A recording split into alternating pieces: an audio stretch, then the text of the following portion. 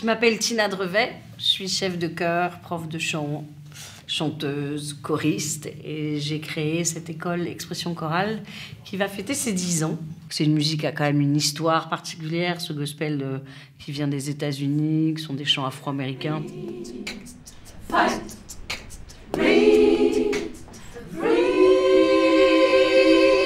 D'abord, le gospel, c'est une musique qui est exigeante sur le plan vocal parce qu'on est ce qu'on appelle dans une voix de poitrine, dans une voix qui est très forte. C'est une particularité vocale quand même assez spéciale. Moi, je ne veux pas que mes élèves chantent sans avoir de formation vocale. C'est impossible. Parce que, d'abord, ils s'abîment la voix. Et puis, des fois, c'est très faux parce qu'ils ne savent pas le faire. Et il faut une formation pointue. On ne rentre pas dans un orchestre si on ne sait pas jouer d'un instrument.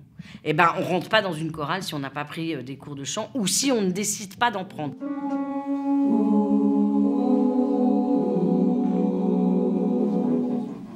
Ok. Accord de quinte. Alors, on fait de la technique vocale. On fait de la technique rythmique, on fait de l'oreille, on fait du solfège, de la formation musicale. Et c'est un peu mon objectif, c'est de former les gens vraiment sensiblement à la polyphonie, au chant en chœur. Et pour ça, je me suis inspirée de cette musique, le gospel. Come, morning, night, wait right here, 3.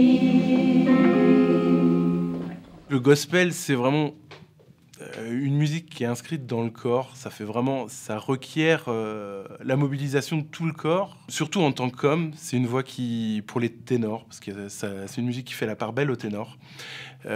On utilise beaucoup notre voix de poitrine. Alors c'est un petit peu technique, mais dans les aigus. Et moi, j'aime les vibrations que ça me procure. C'est vraiment une sensation particulière. C'est une musique vibratoire, le gospel. Et ça, je pense que tous ceux qui ont pratiqué cette musique-là le ressentent. Alors ça, c'est vraiment le côté mélodique de la chose, qui est vraiment plaisant. Et le gospel, quand même, avant tout, c'est du groove. C'est une musique très, très rythmique. Et si vous ne sentez pas cette musique dans votre corps, la musique, elle ne va pas sonner. Elle ne va pas groover. Donc c'est vraiment un passage obligé. On est obligé de sentir cette musique dans le corps pour qu'elle sonne, en fait. En tant que chanteur, on doit se mobiliser corporellement, être attentif à tout ce qui se passe à l'intérieur de soi, savoir où aller puiser cette énergie en fonction de ce qu'on va vouloir envoyer, des nuances qu'on va vouloir faire, du groove qu'on va vouloir mettre pour pouvoir faire toutes les variations, qu'elles soient rythmiques ou mélodiques.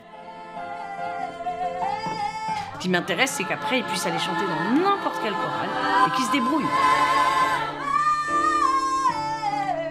C'est ça qui m'intéresse, c'est de former des gens à être des très bons choristes de chorale, à être conscients de ce que c'est que de chanter ensemble, ce que c'est que d'être ensemble. Et c'est une formidable école de vie parce que c'est de l'interdépendance.